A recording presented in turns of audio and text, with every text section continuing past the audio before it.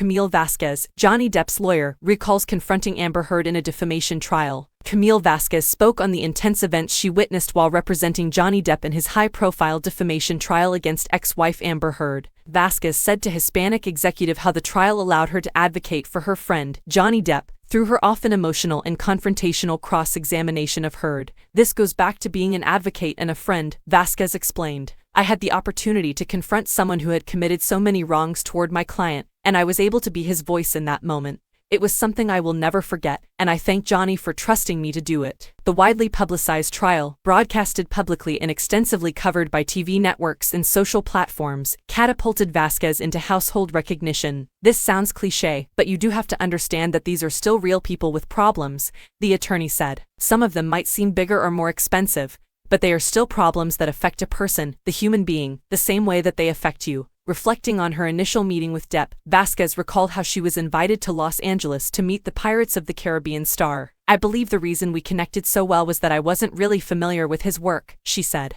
"I still haven't seen, probably, most of his films. Not that I'm not a fan, but I just wasn't a super fan." Depp was given more than $10 million in damages after a jury ruled that Heard's op-ed in the Washington Post had injured his reputation. While Depp's name was not mentioned in the op-ed, the jury decided in his favor on all counts, awarding him $15 million in damages. In her defamation countersuit, the jury awarded Heard $2 million in damages. Heard explained in December why she made the very difficult decision to settle the lawsuit rather than appeal the verdict, saying, "In part, this is not an act of concession. Moving forward, there are no constraints or gags on my voice."